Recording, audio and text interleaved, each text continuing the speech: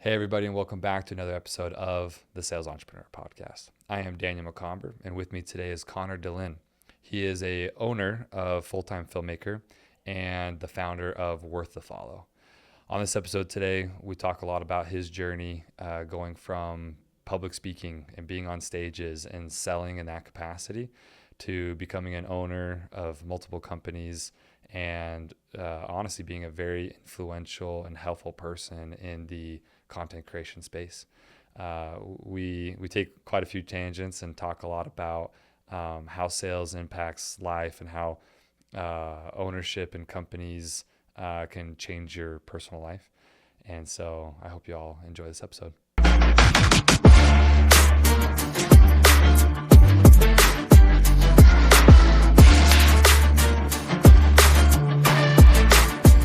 I'm glad you're here. I think our relationship has just, since I guess we started our program in October, September, I guess. It's been a year since we joined the program. Yeah, it has. That's right. So for the past year, it's so funny because we went from just seeing each other on like little Zoom call icons and not knowing anything about each other. And then we have this incredible experience last November together with this coaching group that we're both a part of. And then ever since then, it just kind of keeps building and building and building. And it's funny because like every time we meet, it's like, yeah, we do some fun stuff, but we're also like going through hard stuff together. Sure. So it's like, dang, man, we're helping each other out, and learning so much from each other. And so, yeah, I don't know. I'm just really grateful for our relationship and what it's kind of turned into. Absolutely. Yeah. Well, happy to be here. Got a cool setup here. And I've loved in that time you started a podcast, right? And got that going. And that was one of the first things you talked to me about. And you took the first step of just going for it, right? Yeah. And like connection is always better than perfection. Like if you sit around and try to wait till it all clicks, you never get it. So a lot of prop to you for just being like, let's get this going. And the only thing you can do with a podcast like that is you just improve and get better, both personally and your listeners and the content. So it's awesome. I'm glad you're on that journey. Thank you. Well, isn't it funny? And I know you know a lot about this, and we'll get into the companies that you own and are part of. But it's so funny because, people tell me you're going to look back at your first episodes and be like, oh my gosh, what were you thinking? I thought I killed my first episodes. I'm not surprised with you. I thought I killed them. But I think just this past like couple weeks, I've been looking back at some. I'm like, oh yeah, wow, okay, that could have been way better. Or I could have done way better asking questions or follow up. And so it's funny, like, a lot of times the growth the growth in life is only really seen through reflection, right? Sure. And so it's funny. I'm reflecting back on these first episodes, and it cracks me up. I also reflect back on to who I was when I was doing those first episodes. I've been personally going through a massive life change here in the past 7 months, and so it's kind of funny that the podcasts are getting better the more I am diving into myself. Sure. So anyways, that's been fun. It forces you to watch yourself and to listen to yourself, right? And so I think that's something a lot of people don't do. And like, I remember I was a singer as a kid. And I remember for the first time I like recorded myself on a CD. I was 11 years old. And by this point I'd sung the national anthem in a jazz game solo. I'd put out music. Like I had been out there performing, and I'd listened to myself. And I was absolutely distraught because I was like, that's not my voice. Like, that doesn't sound like me. What comes out that you hear is not what's going on inside my head. And I remember telling my mom, granted, I'm 11 years old, prepubescent, like, you got to think Michael Jackson, Donny Osmond. And I'm like, Mom, I sound like a girl. And I did sound like a girl. But I looked at that and like, I'll be honest, I was so close to quitting listening to myself sing for the first time, right? Wow. And so then there's just all these parts of your career where all of a sudden you go record a 45-minute solo podcast and it is going to be torture to listen to it, but you have to. Yeah. And all of a sudden there's this point where like you're never fully comfortable with what you look like, what you sound like, what you say, but you have to be okay with like, but that's what I did. And so how can I grow from that? Look at, and just do a better job next time it comes around. Absolutely. And there's a couple things that I like around that too, is that one, you never delete these old things, right? I mean, from what I've learned from social media and all this different, you don't delete your old stuff. It's your story. You embrace it. It's your story, right? And that's one thing I didn't realize when I was starting the podcast, but a podcast is a journal, right? It's a journal of me and you today. And you don't delete that stuff. So I really like that part of it. The second thing I like is for years, and I guess it was a big shock listening back to it because I thought I was doing so much better, and it's like a new space. But to go back to this idea of looking at yourself, my first summer doing door-to-door sales, I was like killing it, doing really good after the first couple months. It was a really hard beginning, but after the first couple months, I was doing good. Well, I hit this really bad slump. And I use this in all my trainings with my guys, but I couldn't figure out what I was doing. I'm like, same kind of area, same everything. And so I'll change area, nothing changed. And I'm like going through, I'm like, I can't figure it out. And I read somewhere, I can't remember where it was a YouTube video or something, to do your pitch in the mirror. And I was like, that sounds dumb, but I'll try it. Oh my gosh. Okay, first of all, you know, it's kind of one of those things that me and you are both avid golfers, right? It's one of those things where it's like you think you try something a little new, like a little micro difference, and it works that one time. So you kind of keep expanding on it. Sure. And before you know, it's kind of like the degrees, right? You're just way off. Yep. Well, what I had gotten to the point where I was like wearing headphones around my, and I'd have a headphone in, and they'd open the door, and I'd take a headphone. I'm like, oh, hi. Like random. I don't know where the heck I got that from. And I was also like doing something kind of weird with my face where I was like squinting. I was trying to act like it was no big deal. Anyways, I looked at myself in the mirror. I'm like, I look like an idiot, and I do not look professional anymore.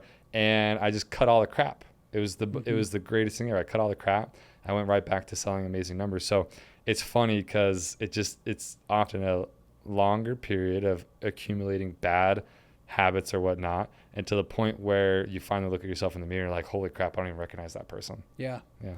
And you're right. I have spent more time talking to myself in the mirror than is like you couldn't imagine it. You'd think I'm psychotic by the amount of time, especially in hotel rooms, that I've spent talking in those full length mirrors, right? Before a presentation or whatever it might be. And it gets you thinking a different way. And I'll like sometimes I'll go give like a half-hour speech in the mirror, and I'll have to do it with an accent, like because I've done it so many times, because I'm just looking for another way, but I'm looking for hand gestures and this and that. And it is just, it has to be a bit of an obsession. Yeah. Oh, I love that. Yeah. Well, I love, I really want to have you on today because it's pretty rare to have someone who's in the sales space that you are in, as young as you are, frankly, to be honest. I mean, and so, when I say sales too, I should say like in the essence of, you don't always have to be selling a product to be in sales, right? Selling yourself on a stage. I guess that's one thing I mean about. And so to give a little bit of context, you know, my dad, he does public speaking. He has for years and years. He retired from the FBI. He's a big, tall, 6'8", massive guy that just demands presence. Me too. And yes, it's different ends of the spectrum. And anyway, so he gets up on stage, and he found he had a knack for it, and so he's done that for years. Well, he's educating but also selling a product. Well, for years in between the summer sales, I would travel around the nation to doctors' conferences, and he would give the presentation, and I'd help him close after. And I was a huge part of working through his pitch with him, hearing him give and giving him feedback and everything. So I love that space. Yep. I love it. And I think, honestly, part of it in some ways is going to be in my future, because I just love the idea of having an impact to a lot of people, but still being in person. Mm-hmm. That's something that, you know, is pretty unique, and that's why conferences are so successful nowadays and so forth. But that's my background around. And so when I learned that you do public speaking amongst a whole bunch of other things, it just naturally, I mean, we've had long conversations about this. And so if you can give us a little bit of an insight. I mean, I guess we can kind of go towards the beginning, how you got into this. I mean, you're from Utah, right? Yep. Yeah. So the crazy thing is that from what I know, you didn't go into like door-to-door sales or anything like that. And so I'm curious kind of how you got to this point you're at. Yeah. So when I was a little kid, if you asked me what I wanted to be when I grow up, I would say a motivational speaker. Yeah, I don't know if I even knew what that necessarily was at that point, but I wanted to do that. I was an entertainer as a kid. I told you I was a singer, but I realized I was always just looking for an excuse to be on stage, an excuse to be in front of people. Singing was my outlet to do that, not necessarily like my major passion, but being on stage was what I loved, right? Yeah. And so, I get to the point where now I'm in college, I'm ready to jump out in the real world, and you don't just become a motivational speaker, right? Yeah. I have no gray hair, no experience that I'm going to go tell some story with all of my wisdom. Yeah. And I don't have this amazing thing that happened to me that I can make my platform. I didn't go to Afghanistan and be a part of this group. That's not me, right? Yeah. So how do you get into that space? Well, there's a whole industry similar to what you just explained that they would call the platform sales industry, right? Yeah. So it is speaking and sales combined, right? So I love your podcast with entrepreneurship and sales because those two are obviously a part of it. But this is getting on stage in front of a group of people, having to teach, having to entertain, having to keep everyone engaged. But then at the end of the day, you're being judged on if you can sell. Yeah. Right.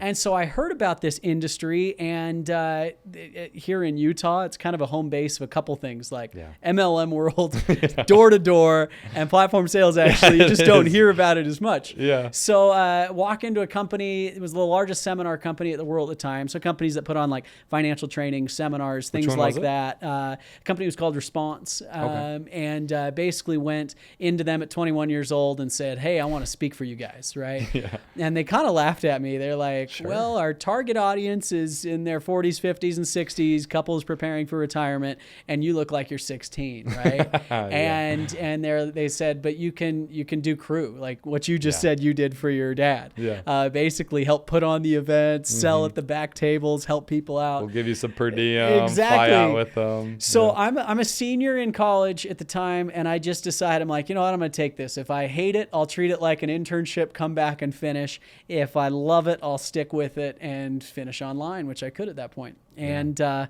ended up being with that company for 5 years. Nice. So I go out, start just like crew, and I'll remember the first day I went to go speak. Went to this event. We're in Santa Monica, California. There's two main speakers. One of them's this cagey 55-year-old veteran who's just so smooth. Yeah. The other guy's this just energetic Southern Baptist preacher vibe at any point would pass around a collection plate and just have people emptying their wallets. Yeah. And I remember after that first event, I said to my mom, because my mom's still my go-to for conversations like that at this point, right? Yeah. Still is today. Let's be real. Yeah. And I call my mom, I'm like, Mom, if I stick with this, if I work to really work hard at it, I think I can be speaking within 5 years. Now I said that, and at the time I thought that was me making a really aggressive goal. The youngest speaker in the company was 34 years old. Right. I'm 21. I'm like, if I stick with this, I can do this. And my mom said something that reverberates through my head this day. I tell all parents, this is the kind of parent you want to be to your kid. She looked at me and she said, well, she's on the phone, but she said to me, I bet it'll happen sooner than you think. And I love that thought where if you as a parent can instill the confidence and faith that not only can your kids do their dreams and do what they aim to do, but they can get there so much faster. Yeah. And that those dreams that they have, they can even be so much bigger and better than our imagination can even let us go. Yeah. And my mom was right. 3-4 months later, working for the company, I've just been a road warrior, right? Yeah. Just like you're saying, one place to another. Yep. Speaker gets sick. We're in Rhode Island, and the main speaker couldn't present. I had been listening to the presentations. I have a pretty good memory. And, oh, crap, company's in a pinch. We have 100 people in a hotel ballroom in Rhode Island tomorrow. Who's going to do it? Yeah. There's 6 other guys on the team, and I'm like, I can do it. And they're like, are you serious? I stepped up and did it and did just good enough to then be like, hey, could you do an event for us next week too? Bomb. Yes. So I'm flying out to Dallas for one event that another speaker couldn't make, the whole week. Yeah. And then the next week they're like, actually, we have this kind of weird route in New Zealand next week. No one wants to travel all the way out to New Zealand for just a couple shows. Would you want to go? I'm 21 years old. You're going to fly me to New Zealand. Let's go. Yeah. And basically spent the next 5 5 years on the road. I spoke in 47 states, 8 different countries, and comparing it now to door, it was a very similar vibe in just getting reps. Yeah. So it was a financial company that sold like real estate education and training. They had financing options and funding and all these resources. I was there. I was at the event that they would come to learn about it for the first time. Right. So I was the first impression of the company. I had 90 minutes to speak to a group of people, anywhere from 50 to 300-400 people in a ballroom, like usually a hotel ballroom. And by the end of my 90-minute presentation, I needed to send people to the back of the room with a credit card to put $2,000 to spend on. Wow. And 90 minutes is a long time too. That's like, because a lot of times they'll give you 45 to an hour, but like 90 minutes is a full time.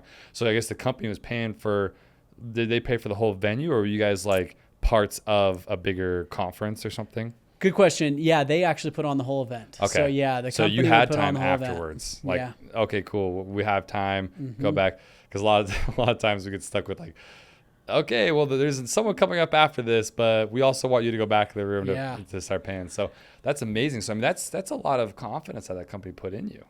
For sure. And so from a sales standpoint now, like, because I get asked like, how did you start speaking so young, or how did you get on some of the stages you have?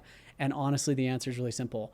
I knew how to sell from stage. There are a lot of people from a stage that can entertain, that can get people all hyped up, that can tell a story that emotionally moves people. Yeah. But it is an entirely different skill to get someone to take action, specifically if that action revolves a dollar figure and a credit card, right? And so luckily that worked in my advantage, because it was kind of cutthroat and it was live and die by the numbers a little bit. But because of that, if I could perform, then it was like, well, he's young, he looks like it, but okay, keep putting him up there until he's, and I definitely had my slumps during that time. You have lots of rough shows, or you're in rough areas and different things, and you're trying to tweak it, but also not throw away everything that worked well the week before. And so it was, I basically looked at it. I kind of came back and I said, okay, from that period of time, I don't know if you've read Malcolm Gladwell's Outliers. No, not that That's book. where he talks about the 10,000 hour rule. Oh, okay. Right? It's the 10,000 hour rule of being an about. expert. And by 26 years old, I had 10,000 hours of being on stage speaking. Wow. And so that it really gave me a head start into the space. And that was how I got into this whole world. That's amazing. Yeah. But I mean, the cool thing is that I guess it just, you found an avenue where you had this passion and you just gave it your all. Yeah. Because here's the thing, when they say on the road, you're on the road like every week. I mean, did you do like 2 weeks on, 1 week off? Or? I spent on average during that time probably about 22 nights a month in a hotel room. Yeah. And by myself, in a rental car, driving from one place to another. It was lonely. And even if you had like a crew, like half the time you're not, it's a workplace acquaintance. It's not a homie that you're hanging out with, right? No, I think that people really underestimate the sacrifice that people put into for this job. But also it's like, I think so many people are at companies, for example, where everything's taken care of, everything. Let's say you're cold calling, or your real estate, or solar or whatever, door to door, and like they provide the leads for you and everything, and all you have to do is show up and sell. It's like, come on, like it's like we're missing the grind and the hustle that goes with this job, right? And this is a good example I like to say, is like there's people out there who are on the road 22 nights a month and hustling, and we'd have to go into the intricacies of a bad crowd and stuff like that, but like having to pivot, and it's very admirable. That's not, the loneliness factor alone is tough. Sure.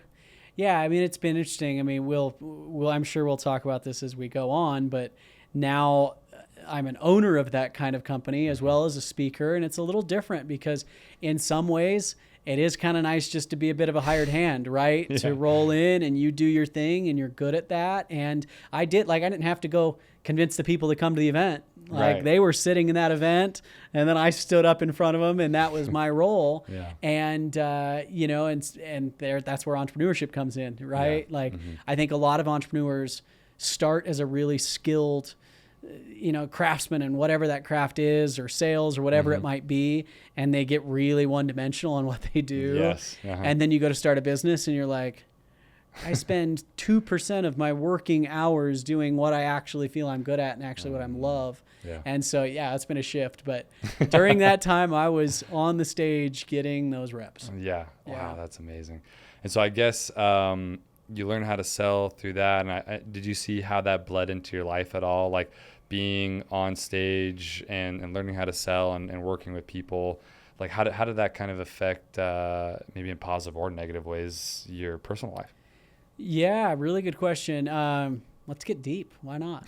I think for certain roles that have a bit of a performative nature to them, right? Like speaking or, sales in some way, but, where you kind of have those moments where you have to be on, what I call it, right? I got really good at turning on and then turning off, right? And there's a big difference between those two modes. Yeah. And I could, in a split second, like go from I'm on the phone dealing with something at home to all of a sudden, my name's getting introduced, hang up, boom, go, and you're just in the zone for 90 minutes. Wow. And then you walk out of that room and you're just boom, off again, right? And so I think there's some positives to that where like, hey, you can dig down and turn on whatever you need. Like if you're on the road and you're sick, it doesn't matter. If there's people in that room, you're doing what you're doing, right? There's no calling in. But I think it also created for me, like I had defined in myself, like, well, wait, who am I, right? I don't want to just always feel like I'm on I'm in a show or I'm performing or I'm playing some sort of role. I think that's something a lot of like entertainers have to deal with. Yeah, absolutely. Right? A lot of entertainers are actually really shy because they like don't want to talk to people when they're not in the mode. Yeah. I'm pretty outgoing, but interestingly enough, I'm not the kind of sales guy that will like start talking to someone in line at a restaurant and then like be getting a business card, doing that. I honestly hate like networking and that kind of vibe. And I think it's from that because it's like, if I'm in that mode, all right, you put me up against anyone. Yeah. But like this retreat we're going to go to this weekend, I am so turned off. Like I am not going there to network and see who to sell with, this or that. Like I'm there. Yep. We're there in person. Yeah. And I think that's, I can relate to that wholeheartedly. When I was doing Vivint, it's a completely different thing to the sales I'm doing now because when you knock on the door, it's a transition to the house, sell it then. So you've got to be on. So as I'm knocking a door, every single time I'm like, if they open the door, I'm on, right? And I go and I get it done. Well, if you do that over and over and over throughout the day, some people call it burnout if you do it a long period of time. But I realized kind of at a younger age that I had a chameleon mindset and a chameleon kind of personality. Even in high school, I had a lot of different friend groups and I had a best friend or two, but I had a lot of different friend groups. I can just kind of blend in. Not great friends with everybody. Not great friends with any group individually, but good friends with quite a vast. And some people will say it's pros and cons. It's got a lot of both. And I realized, I'm like, hey, like you, we can get anybody to like us. Sure. If we want to. And some people are like, oh, it's cocky. It's like, no, it's something that we've worked on and kind of perfected. When you get on a stage or when you are presenting something, if you have enough reps, you learn what gets that person excited and happy around you. Yep. And you can just, it's like playing a freaking instrument, right? And I always thought that was like a superpower of mine, right? I'm like, oh, like this is, I can read someone's body language like that, and I can react to it. And well, I had more and more reps starting to shadow me, and as I was building teams and stuff like that, and some of the reps who had been shadowing me for a while, they're like, "Who are you?" I remember specifically one rep asked me that. They're like, who are you? I'm like, what? He's like, an hour ago, you're presenting to a Southern black family and from Louisiana and you were a completely different person than this, white cowboy from West Texas. And I'm like, yeah, I'm catering to him. It's mirroring, it's sales. He's like, but who the freak are you? I'm like, it hit me hard. Mm-hmm. It hit me pretty hard. Yeah. Because I realized, and this is kind of going back to like the on off thing. Yeah. When at the end of the day, and a lot of times outside of work, because I knew that work was so taxing outside of work, I wasn't in between at like a level where I'm like, hey, this is me. I was lower. Does that make sense? Mm-hmm. I felt like I'm on during work time. And then when I'm not working, I'm not myself really either. I'm lower because I'm kind of exhausted from being so many different people during the day. Sure. And so to kind of combat that, my sales haven't taken a hit from it, but I actually kind of stopped myself from acting as much and going to a place where I'm mirroring as much. It was fun. Don't get me wrong. It can be kind of fun because I literally feel like I'm acting. I'm sure you've done sales before where you're like, I'm not being true to myself whatsoever. And it also helped when I made a switch in careers from security sales on to the solar sales I do now. I get to be more of myself, and it helps me have more of kind of like an equilibrium and more of like a baseline of who I am. And I'll have different energy levels now, but I won't ever kind of question if I'm lying to myself or playing a part. Yeah. Yeah. And so I don't know if that is. Oh, absolutely. Yeah. Like reading the room, you get when you get confident in what you're doing, and honestly, the trick to any sort of sales, but especially speaking, is if you're up there thinking about yourself, you've already lost, right? So you know what you do, you're confident in that, but you're just sitting there reading the room the entire time. And so it is it can be dangerous, like you said, because you do get pretty good at that. Yeah. It's also a mental thing as well. One of the interesting things about selling to a group from a platform is you have to recognize you're not going to have everyone like you or connect with everyone. Wow. Period. Yeah. And so a lot of speakers, their downfall is they'll get on stage, 90% of the room will love them, 10% aren't, and they'll focus on that 10%, try to break that 10% down. You don't know if they had a bad day or they just don't want to be there, or it doesn't matter what, like that's just their poker face that they're always going to have. And so like learning how to cater to that is one thing, but then you're totally right. Like I've had to make that jump of, okay, well, what am I? Who do I care about? And that's been my evolution as a speaker, where, ultimately I was with that company for 5 years. Along the line, a mentor told me, he's like, at some point you're going to get sick of talking about someone else's stuff, selling someone else's products.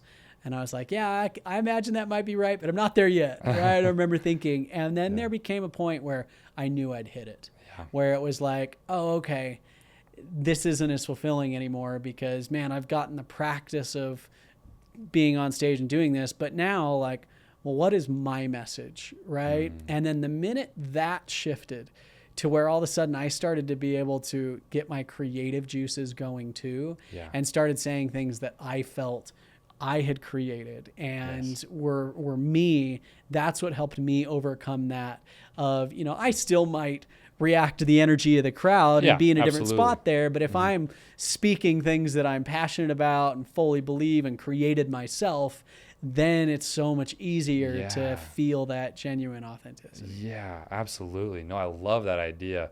And the funny thing is people sometimes ask, like, how are you able to start a podcast as fast as you were? I'm like, because one, it was my own thing, but just the enthusiasm. When you are doing something that gives you fulfillment and makes you feel like you're kind of fulfilling a purpose, you will get a wave of energy that you have never experienced before. Absolutely. And it is phenomenal. And then you take massive action. And unfortunately, some people will still put a little barrier where they don't take massive action. They still feel like they need to like research. It's like, no. If you ever feel that pull or that like feel like you have a purpose or a calling, then you need to just take massive action in that direction. For sure. And I guess the universe and the world and the creative stuff will align. I think you're so right. And I think especially for entrepreneurs, the flip side is so true that if you feel yourself, I've had so many points of this in my career, especially over the last 5-ish years, where you're feeling like low energy or man, this is just a drag. I can't do this. There have been times where I have actually gotten really hard on myself for being lazy. And it's funny, like I say that to some people and they're like, what are you talking about? Like you do this, and this. Like you are constantly on the go. How could you think that?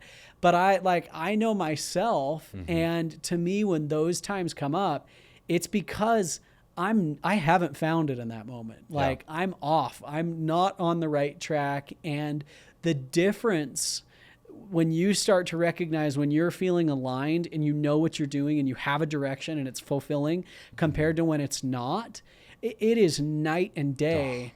And so if you're an entrepreneur and you're feeling for extended period of time that you're stuck in that, go back to the drawing board. Because you do not have it. Yeah.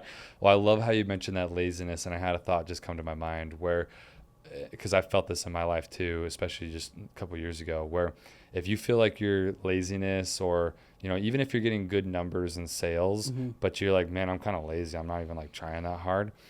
The reason is that your energy levels, how much energy you could be putting into it, and you're not putting that energy into it. You're not giving it 100%. And that's why you feel lazy. You might still be giving, maybe just because of your skills and talent and experience or just your nature, you're giving more effort than pretty much anyone else, but your own energy levels. And you can feel lazy if you're not giving it your all. For sure. Yeah. So I guess you get done. I mean, you get to that point, that breaking point, like you mentioned. I love talking about people's transitional periods because people always underestimate how difficult they can be, how long they can take. I'm personally going through the hardest transitional period of my life with like this, with my personal beliefs and faith.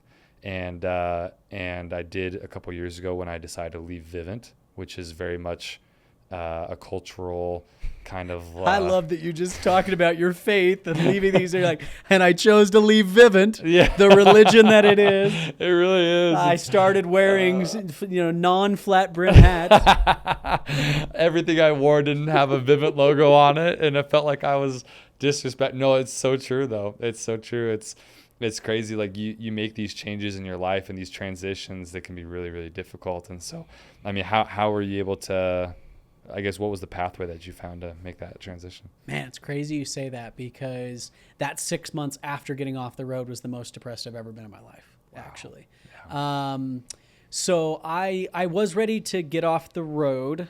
I'd basically spent about 5 years with this company, fast paced, just like we said. And the other side of that was when I was on the road, I was working, I was all out. But then when I was home, I was home. I did not go into the office. I did not work. I did not have follow-up. So it was all work. It was all play. When I got on that plane ride home, boom, it was just like I had done it. All the adrenaline could now just soothe and I would chill, right? Yeah. And so that had been the life that I'd been used to.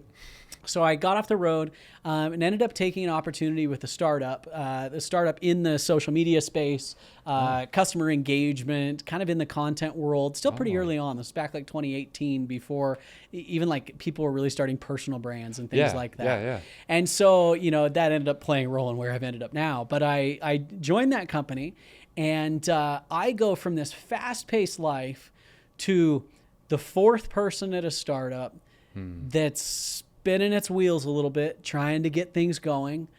It's slow. Yeah. And everything that we that we're trying to do, we're having to make up on the go, right? It's not just have 100 people sit in front of you in a hotel room and do your thing. Yeah. And it was the first time I'd worked a 9 to 5. Right. And I was like a fish out of water. I was like, what? Here was the dumbest question ever, but I was like, what do people do at 5 p.m.? What do they do each night? I never experienced that. Yeah. And here I had been so I was single through all this. So, I would remember I'd be on the road 2 weeks and I'd be home for a week. And so in my mind, I'm going to do 3 weeks worth of dating in 1 week. Yep. So when I'm home, I'm lined up, I got stuff going on. And now I've got all this time. I'm like, I can't go on 4 dates a week, right? Like, Yeah. and if I only have 2, I feel like a loser, like it just, my life felt like it came to a screeching halt from pace. Yeah. And that energy, I realized that I had run on adrenaline for most of my career, and it was just gone. Now it was like, rather than running 2 sprints a day, I was just running a marathon every morning till 5 p.m. at night. Yeah. And I struggled with that. And so honestly, it was a good thing, because it led me to, in a fast-paced life, often you don't take the time to slow down. You don't take the time to go within. It really started to kick off some big changes in me personally, of kind of finding myself that I don't think I maybe would have done out on the road, because I wouldn't have had to. Sure. But yeah, tough transition. No, that's crazy. If you don't mind me asking, just diving in a little bit deeper. So you, I guess, kind of bridging the gap even smaller to when you felt that feeling that you were done with that space, to even letting yourself kind of be open to the idea of looking for alternatives. Or did that Good question. Did the opportunity just fall in your lap? So I'm a believer, and all of my career changes have basically come this way for me, that when I know I'm kind of done with something, all I've done is just like, you know what? I kind of feel like I could be done soon. I'm open now. I'm open to other opportunities. I'm open to other things. And when you just kind of take on that energy and put that out there to the universe, God, whatever, like every time that's answered. And so I knew that I wanted to get off the road about 6 months before I actually did. Is it, sorry, I don't mean to cut you off, but is it like, do you think a lack of fear, or like a sense of like heightened confidence that you'll figure it out and you'll be okay? I would probably say yes. And like, so I think it's all those things. Yeah. And then I think it's a understanding that where you've gotten to is great, but that you've plateaued, right? Like, I could have stayed in that position for a while longer. And what's crazy is, like, I'd worked for a long time to feel like I actually did have, a little bit of seniority and feeling there. But then once I hit there, it was like, well, now what? I'm just going to kind of hit repeat here. Now, it doesn't mean when you reach the top, you quit, like, keep going. But for me, I knew, like, I was mainly in that job to push myself, get the credibility and experience I needed to do what I wanted to do. And I felt like I was close to that point. Okay. So then it opened up to, like, okay, whatever is next, I'm open to that coming. Yeah. And a few months later, I had a meeting with the owner of that startup, and we really clicked. And, it was like, all right, let's do this. And that's how all of my transitions have been up to this point. I can't say that I have actually never in my life gone and sought out a job. Oh, okay. Fantastic. I've had a couple interviews in my life, but I've never, like, gone on the job hunt. Yeah. Super grateful and lucky for that. But yeah. Well, the reason I bring that up is because a lot of the people who I know are listening, and a lot of people who I interact with who are, at their job, but they feel like it's time for a change, it could be very difficult for people. So I love that you have that kind of confidence. And I guess it sounds like you went into the job knowing it was a stepping stone. Right. Which is funny, because a lot of people, as you probably have heard, they start door to door and they say, oh, I'm only going to do it 1 year, 2 years. It's going to be a stepping stone. Sure. But then it turns into something like way bigger. Now, I do believe, and I am a firm believer, that door to door can be absolutely a lifelong career for people. Like, I've turned it into 10 years myself, and I love it. And I my first summer, I said it was only gonna be 1 summer. My second summer, I said it was gonna be only 1 summer. But the crazy thing is that you eventually get to a point where you realize, okay, is this a stepping stone, or is this going to be something that's like long term? So I like that you went into it knowing it was going to be something like learning experience, stepping stone, but you had an idea that you're going to outgrow it. And I think that's huge. I really like that. You stuck to that. Yeah, I think your 20s, especially for those listening that are younger, it's your time to build what I call your portfolio of credibility. Like, what can you say you've done, right? Yeah. Like, that's what brings you opportunities. That's what gives you credit, as some sort of street cred when you have some conversation, right? And so, like, I think you want to be really smart about the things that you do, that being able to be something that you can you can say that you've done, that you've accomplished. Now, if that's, hey, I went and worked 3 summers here, killed it, raised this, awesome, right? Yeah. But if what you're doing now doesn't feel like you're going to be able to say, hey, I've done this anymore, then I think you start looking for the next thing, unless you have a different view with your career. Like if your career is, hey, I want to make as much money as I can in as little amount of time so I can enjoy my passions and be with my family or whatever it might be, then awesome. If you want to go rock out 4 months a year on those doors, like I have full respect for that, right? But for me, it was always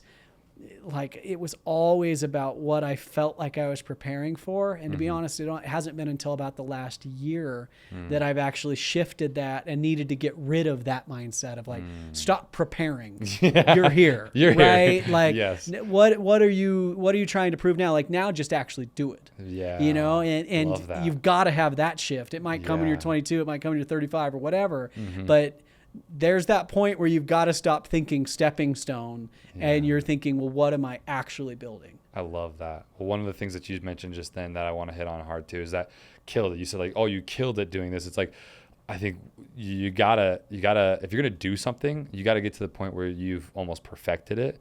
You've embraced the skill or whatever you got everything you can from it. And if it's going to be a stepping stone, it's like, okay, was it like just a resume builder? Or was it a stepping stone? Did you learn something from it and gain it and then grew because of it? Sure. I think that's another thing too, is people leave the like door to door too early, or they leave sales or real estate agents is a good example. They work hard, get the real estate agent license, and then they just leave too early. Yeah. It's like, no, I mean, okay, cool, you could put it on a resume, but it wasn't a real stepping stone for them. You didn't learn what you needed to. Yeah, I think with that too, the other thing, a lot of content I put out when I talk about, I talk about generational stuff, right? So I often like talk to Gen Z and the younger generations. And I need to do more of that too. But I think there's so much pressure on the younger generations now that, especially on social media, everyone's about the hustle, the entrepreneurship, the business. You've got to be doing this. Yeah. And you've got like these 22-year-olds that are out there working their butt off and they're like, I'm a loser. I haven't created a company. I haven't done this. And it's like, no, like at the end of the day, still give yourself the opportunity to have those stepping stones. Yeah. Go follow, go be a part of something that you want to learn about, or go find a mentor and just follow them. And who cares, right? Like learn that. And also allow yourself to say, if you spend a year doing something you absolutely hate, awesome. Yeah. You know that now. Yep. Like, you know that now. Yeah. It took me 3 years to realize I don't like tech. And why did I think I needed to like tech? Well, because I came out of the speaking world. I'm in Utah. I'm in Silicon Slopes. This is all going. The startup's a tech company. That's kind of where I felt like I needed to be. And then I had an opportunity that I took. I was hired as the CEO of a company. An investor came in, basically hired me with an idea. Wasn't my own. I wasn't that passionate about it, but I saw it as a stepping stone, right? I took this opportunity and I spent the next year and just didn't pan out.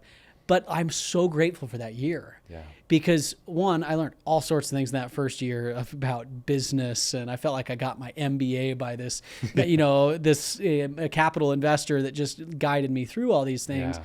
But I also realized what I don't love, where my skill set isn't at, what I could be good at, but I don't really want to be good at it, And so that is like in that time of your life, of your 20s, and it doesn't end. You could do it in your 30s too.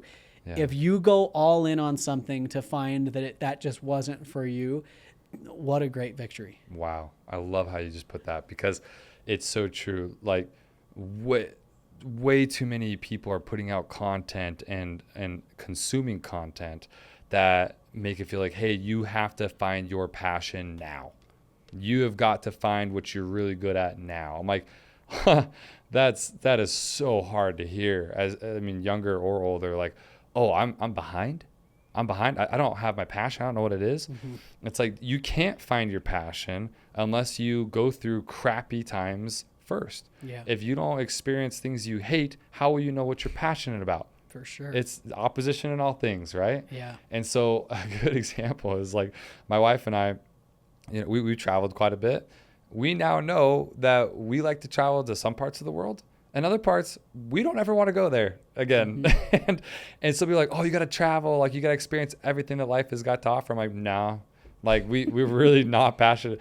And the funny thing is, you learn. But if we never went there and had the horrible time that we had, then we would never know. And I guess maybe it'd always be a question on the back of our minds. For sure. I think without experience, all we have is questions, right? Yeah. Like, would I be good at this? Would I like doing that?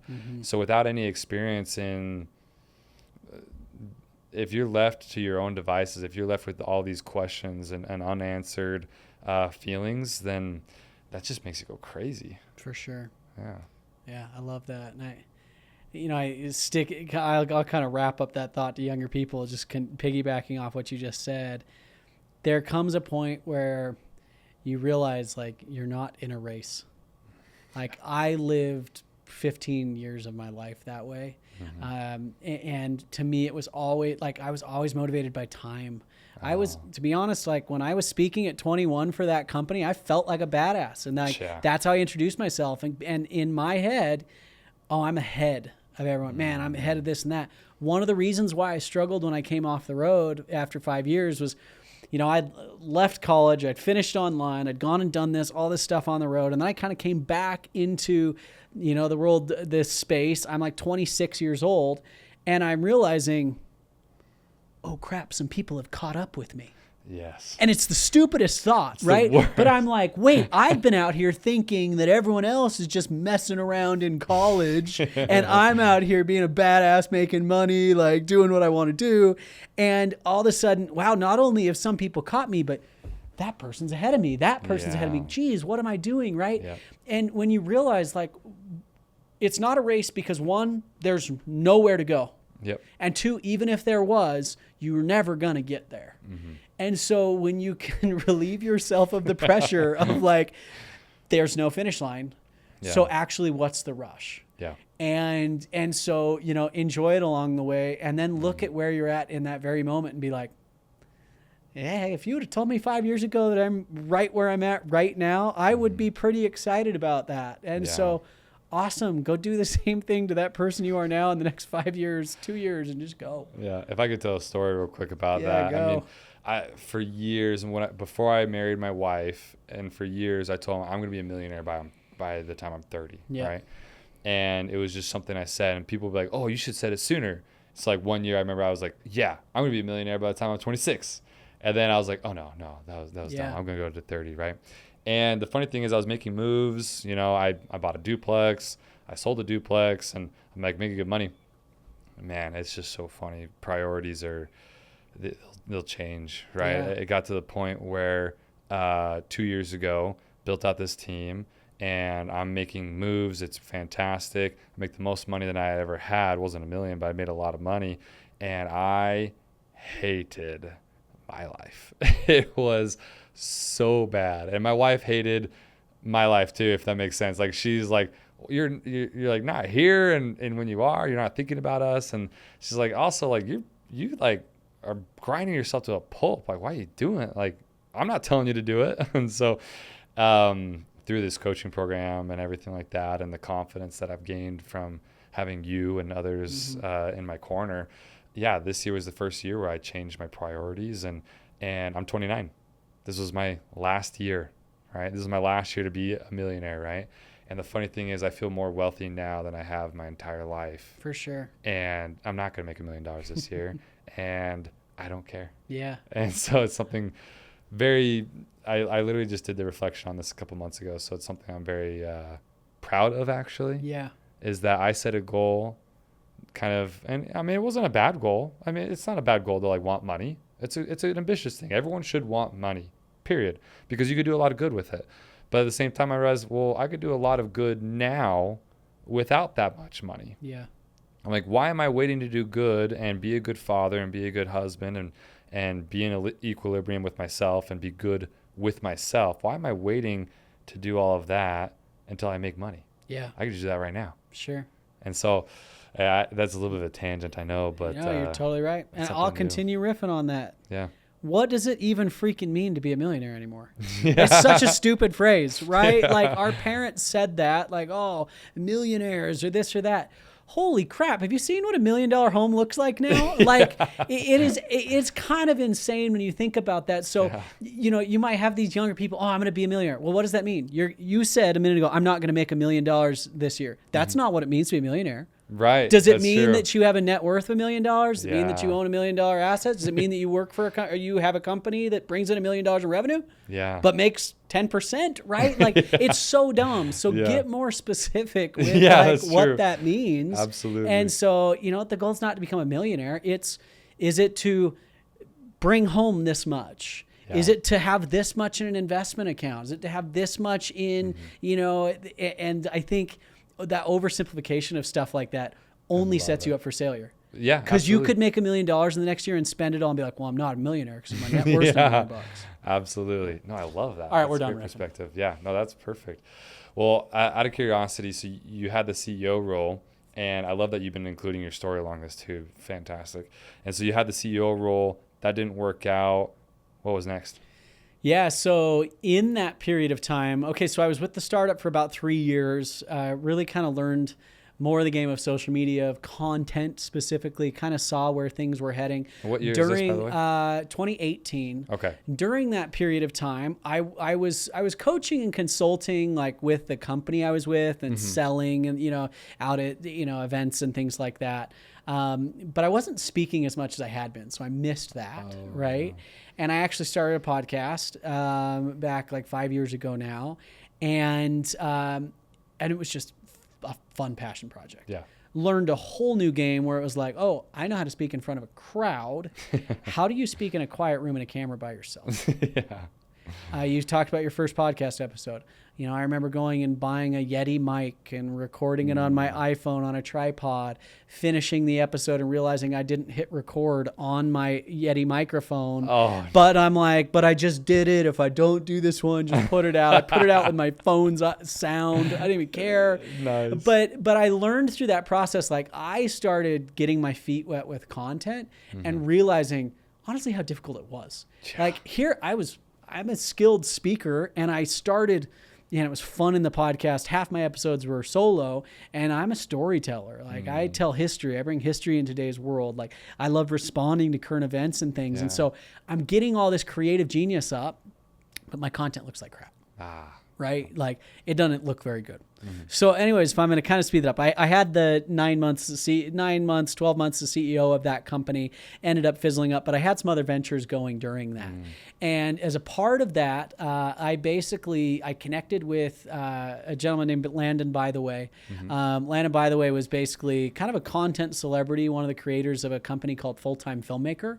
Nice. Full-Time Filmmaker was founded in 2016, really before like online education and courses had really taken off. Yeah.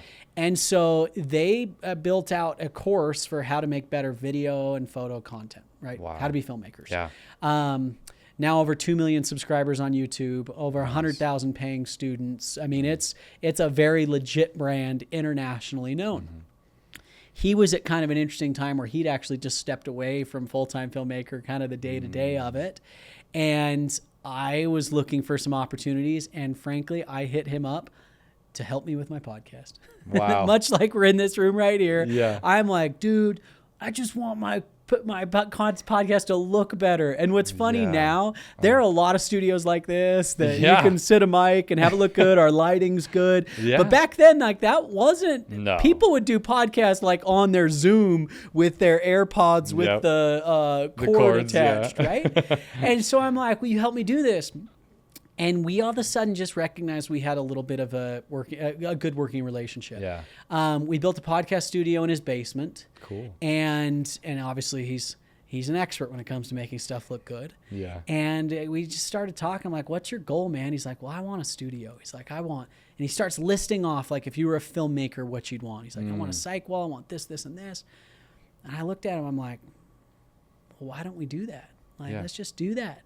And that decision with him was really my first decision I ever made. Truly, I felt like as an entrepreneur. I just went to Tony Robbins' Business Mastery, and he says that a business is born the moment an owner takes a significant amount of risk. And like, that's when it becomes real. Yeah. And that's what happened with me and Landon. I ended up like now I look back on this, it was probably a dumb decision. But it felt so good at the time. I knew it was right. It felt so inspired. Every green light was pointing me in that direction. I put like 80% of my net worth into this company. I was like, let's go. Yeah. Let's build. It started as a studio and then a production company, and we started working. What's interesting is I was still doing all of this outside of my zone of genius, right? I actually was like started as a customer, right? Like, hey, I need this thing, starting to find some solutions there. And in that period of time, we actually had enough credibility with our space that the original founder of Full-Time Filmmaker wanted to sell. He wanted to step out. We acquired that company last year, started running that company and acquired that last year. So then all of a sudden we had this legit educational brand that frankly, like it had its peak. Like 2020, 2021 was when it was peaking. Everyone was home doing courses. They had their money from COVID coming back to them, right? They're just looking for a $700 course to spend it on. And all of a sudden we had this brand that we had the opportunity to just kind of like really reinvigorate and bring back to life. Yeah. And all of a sudden I found myself back in the education space. And then what's crazy is like all these dominoes started to fall. I'll tell a story in a minute, but all of a sudden I realized, I've now found what I'm going to build. Oh man, from all that's that. Amazing. Yeah.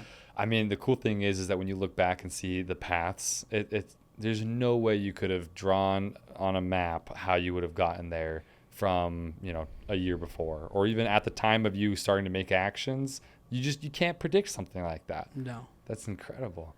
I look back at just my last 3 months and it blows me away, right? And like for me, where I've found, because it is crazy. I'll go back to Tony Robbins again. He said the other day, he said, stress is just a word that achievers use for fear.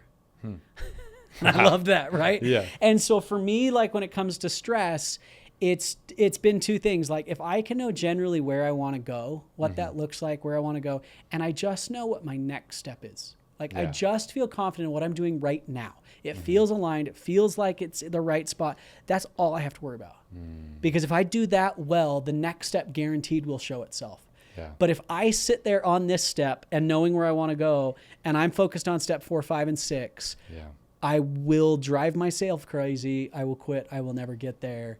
And you're so right. Like if I look at how every star aligned for 5 to 6 years to then all of a sudden have now this business that I'm running, it's not Full-Time Filmmaker. We'll talk in a minute. Yeah. It is my passion. That's my baby. That lights me up. It's cool. I love that.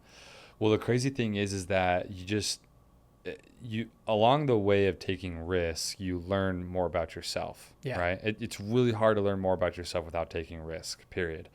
And so, I guess you might have pigeonholed yourself into believing that you were a creative person and that you were good at public speaking and that you had to find a company that only catered to those two things. Like, hey, as long as I can be creative and do sales and public speaking, then that's perfect, right? But as you take risks, you start to learn more about yourself and you realize, no, I'm fully a creative person, and actually the creativeness is this part of the public sales that was always kind of fueling the fire in the first place. It's like when you break down what you're currently doing now and you break it down and you can find the bits that are actually what's driving your motivation and then expand on that. Whereas like people who are in door to door, they say, oh, well, it's an amazing opportunity, it's amazing money. It's like, let's break it down. How about, do you like having conversations with people? Are you a really good communicator and you just love communicating with people?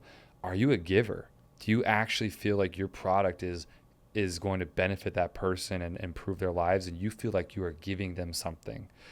If you break it down, you can find the part of your job or whatever you're doing right now that really invigorates you and fires you up. And that's where you can kind of build off of and take risks associated with that. 100%. It sounds like that's kind of what you did during that period. The 3 words I use, I've got a book coming out next month, so we'll talk about that a bit. But it's in there. It's been, man, I've been working on this thing for like 6 years.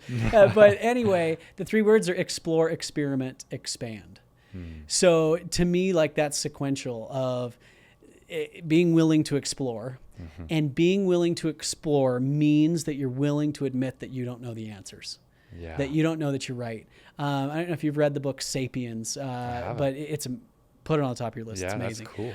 But he talks about how up to like the 1500s or 1400s, most of world maps were drawn by people just in their certain areas. And what they would do is they would draw all the areas that they knew, right?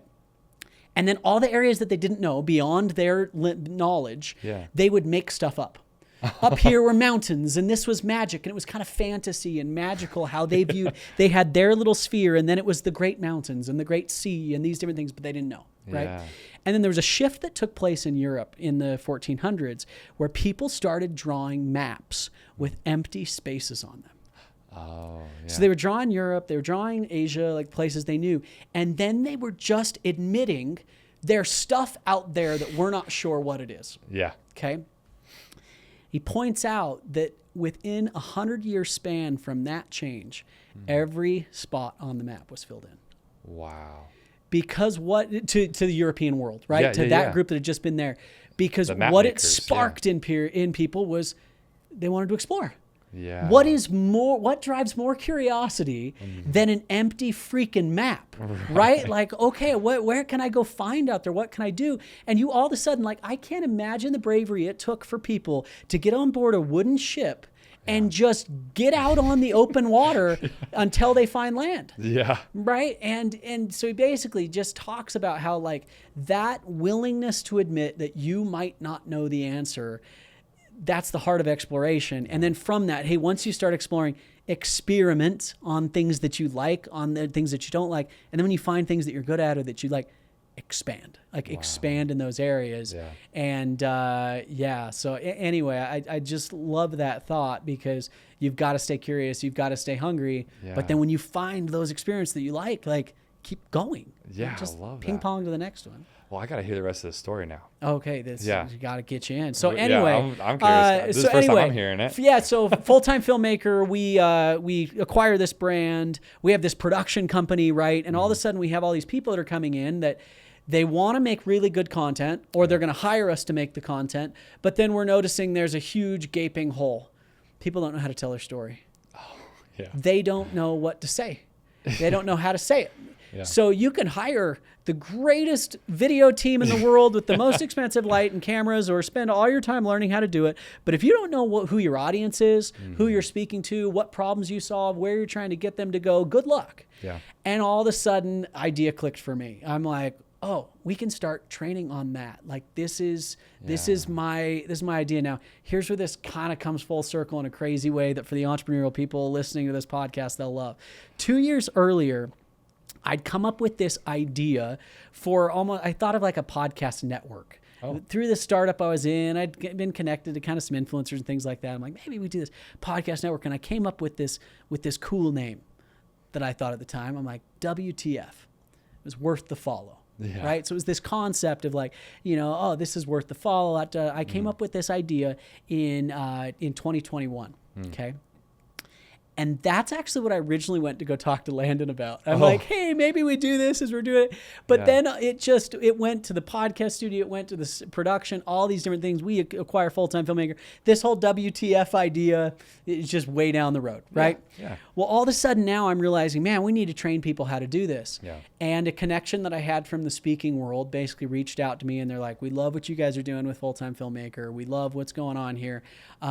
Could you actually come like speak on this and train on it? And I'm like, I could feel it in my bones again. Like, I'm gonna get back to where I wanted to go the whole time. Like I just had to take this long ass detour. And so anyway, I'm like, yeah, we can do that. So I get off the phone call, and they basically are like, why don't you speak for us in September on this date at this? And I'm like, okay. But then I'm basically going, we need a new company.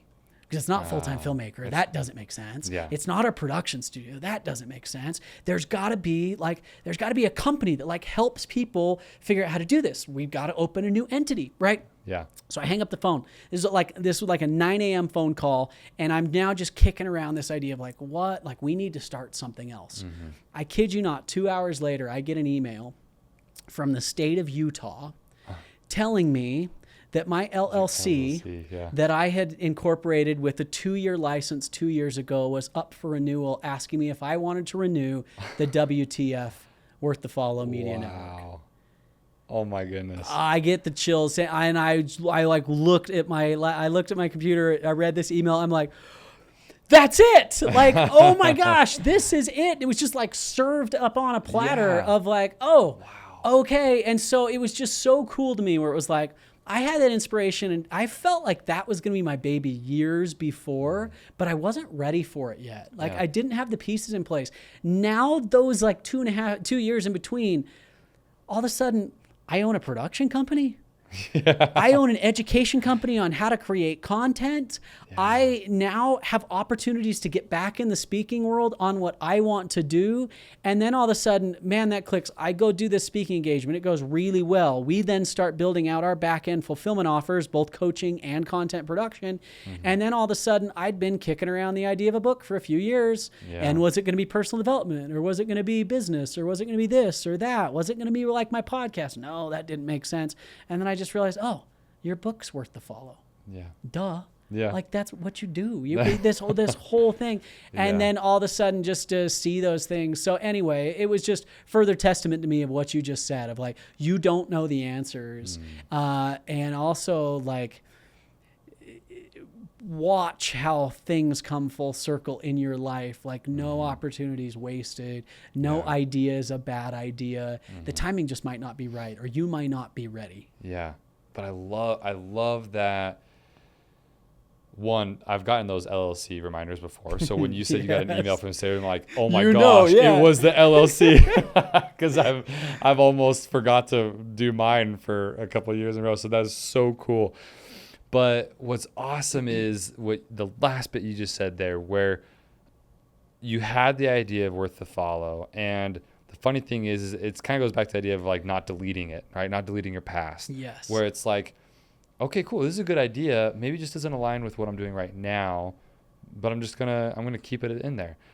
But it was, if you go back to 2 years previous, it was you experimenting and figuring things out and finding things that kind of align with you, right? And going a couple steps.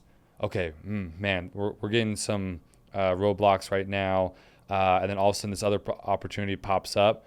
Okay, I'm not going to forget about Worth the Follow, but let me check out this one. Okay, well, this is invigorating and just a ton of motivation. Cool, let's keep going, right? And not forgetting, I guess, the past as well. And so then going back and having that, and I'm sure Worth the Follow is completely different now than the ideas you originally had at the beginning, right? Not even close. Yeah, not even close. But the concept and the mission is the same. That's what's wild. Yeah. But how to get there is so different. So different, right? Yeah. And so that's so cool, is that you're drawing on your past and things that you know you're good at with your future self, and all the things that you learn in the meantime. That's phenomenal. That is so cool. It's pretty cool. I mean, we're in the midst of it right now, right? Yeah. So it's not like we're in How I Built This Guy Roz right now. So like, so we sold that company for $2.8 billion and now I live on the beach and I'm looking at other ventures. Like, no, we don't have it figured out. Now we have problems of a new business. They're like, oh shoot, we need revenue. Oh yeah, we got to make money. We forget this thing, right?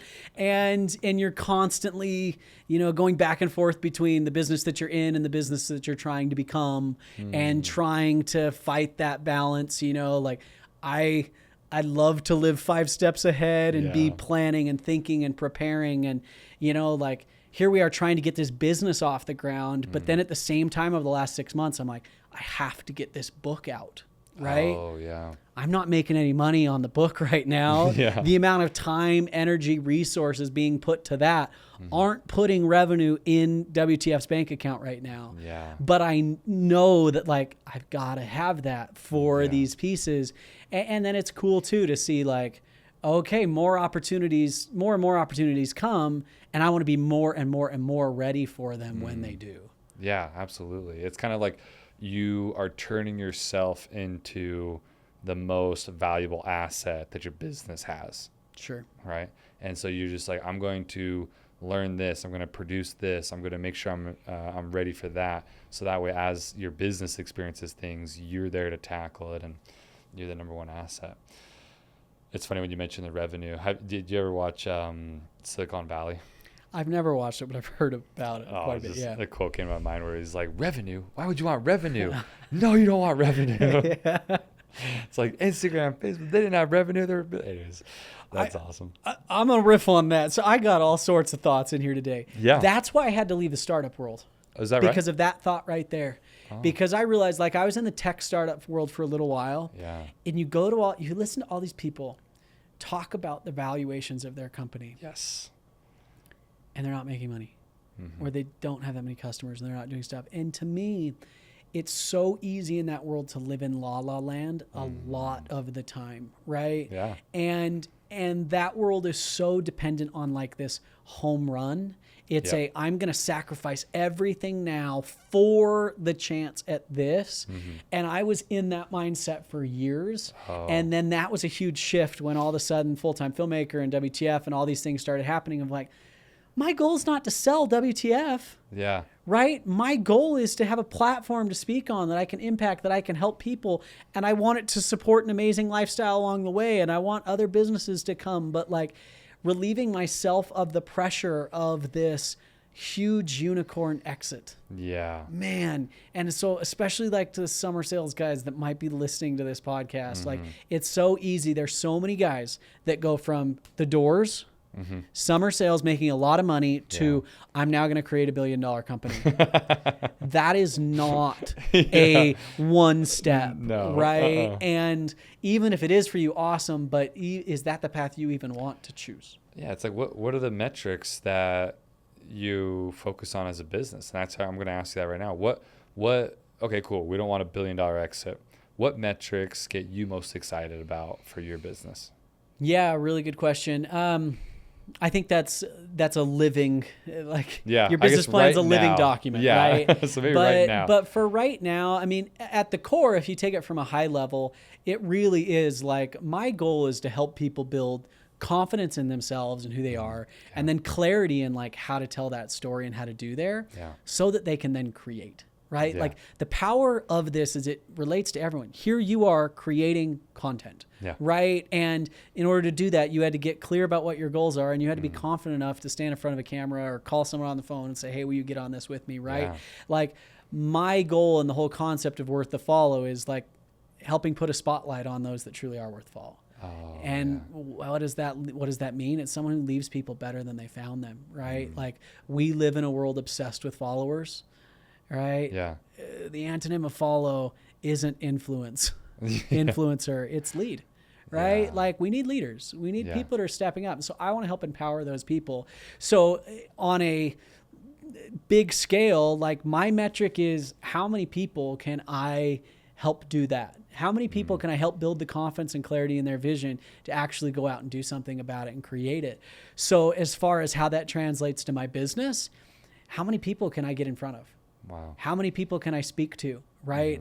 I had a lot of opportunities in this year to speak in some big stages with some big names and do that. You did. And I mean, this kind of surreal experiences like Kevin Hart speaking after me and Magic Johnson's going before me and Sarah Blakely and Jesse Itzler and David Goggins. Like, try getting up on stage for 45 minutes after David Goggins speaks for an hour, literally drops the mic, and then it is playing Rocky as you go off.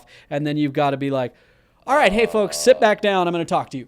Right. But so for me, like our metrics are one, the amount of people we can get like the top of our funnel, right? How many people can we see? It is a funnel at the end of the day. And then how many people can we ultimately get within our environment of their using our services or using our products? They're a part of our education. And so that's the name of the game for us right now. And luckily we've done a pretty good job of building out our back end. So the high ticket production services through our production studio and things like that. We have our $20,000 package down. Yeah. We got to work on our $3,000 package, right? Yeah. Same thing. Like we noticed a missing piece in our business over the last 3 to 6 months that we've just been working on of like, okay, we know what it is at the high end and we know what we can sell someone for a couple $100, right? But what can we do that really provides a lot of value? That's not just smoke and mirrors. That's not just education where we can provide true value. And I think we've done that. In the last few weeks, actually, we're launching something here in the next little bit that I think fills that middle space. And so then our metrics are, do we have enough people at every point in the funnel? Yeah. Because it's tough when you know how you can help someone to the fullest. Yeah. And unfortunately, it's tough to take people who I can help you to the fullest, right? Like sales managers are a good example, but knowing how to meet them at where they're at and still give them lots of good value. For sure. That's a really tough thing. I could provide a ton of value for you right now at $25,000, but you're probably not ready to spend $25,000 on your content, maybe, right? 2 to 3, okay, let's talk. Yeah. Right. And then if you do the 2 to 3 and it works well and you're like, maybe that's now more of an actual investment or whatever it might be. So that's us. Yeah. Okay. Awesome. If you could finish this statement here, like what are you most excited? So like, I'm most excited about my business blank. What would be the most excited?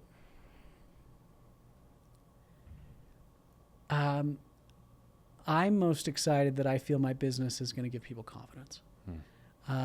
If there's one thing I feel that I have been blessed with in my life, it's been confidence, right? Now, there have been times in my life where that's been external confidence and not necessarily internal. Yeah. I've had to build that. That's taken a lot of work, a lot of effort, and it's not perfect. It's, it's always up and down. But when I get to see a client believe in themselves and where they can go, nothing is more exciting to me. So I hope to build a business that empowers a lot of people. And man, if you can give people the gift of confidence, I couldn't think of anything that I feel more excited and qualified to do. Wow. Amazing answer. And at the end of the day, it's, people who do what you do and a little bit of what I do here, that's the idea. It's like, it's education. It's there's always a little bit of me growing up that kind of liked the idea of being a teacher. I was like, I wouldn't mind being up there and helping people. I knew I wasn't ever going to be a teacher, but I kind of liked it. And so the idea of giving in that aspect, it's it's amazing that you can find and create something around what you're good at, what you're passionate about, and what others can find extremely valuable as well. Yeah. Well, kudos to you, because what you are doing, you are literally like a poster child for what I wish more people would do, right? Yeah. And I know that you probably could have said, well, I need to do this first, or I need to have this qualification, or I need to have this set up in order to do it. But when you realize that just start right now, right where you are, providing value wherever you can, and as you do that continually, your impact only expands. And as you put out more and more of that energy and that positivity and that training, like as you help people, just like you're doing here, it comes back. Yeah. It can't not. I can't. Right. And so keep it up. Like, so proud of you, what you're doing, and all of your life progress and development and growth. And hope this show just keeps growing and you get exactly what you need out of it, which might be different than what you think right now. Oh, I think it is. It's evolving, and it's almost a little scary. It's scary. Yeah. It's like, oh man, sometimes the thing that you're working on is evolving to a point where like, oh dang, am I going to follow down that path? Is it going that way? And it is. And I love that you've been, with as much as I talk at our group stuff and that, you've been front row seat to it. So I'm excited. I appreciate it, man. I'll tell you, those 110 episodes I did on my podcast, I ended my podcast and it didn't resonate with me anymore. Yeah. But so many of those stories are now in my book. Oh. And it was just practice. Yeah. I realized, so like what you're doing now could find itself in a different mode or a different platform so fast. And you're going to be like, that's why I spent all those hours doing this, not making $1, because it prepped me for this. That last part you just said there is a lesson for everybody, honestly. That's Yep. great. Well, I guess, is it worth the follow on Instagram? Yeah, it's a WTF Network. Yeah, but just follow me. Network. That's the easiest way. Connor Okay. Dehlin, and you Awesome. can find full-time filmmaker in our coaching groups, and we've got a cohort that we're starting here in the next little bit. That's part training and content production. That we're doing the editing and stuff. So yeah, we're really excited. Awesome. Well, thank you again for coming on and just sharing your amazing story. I really appreciate it. Cool. Thanks, brother. Yeah.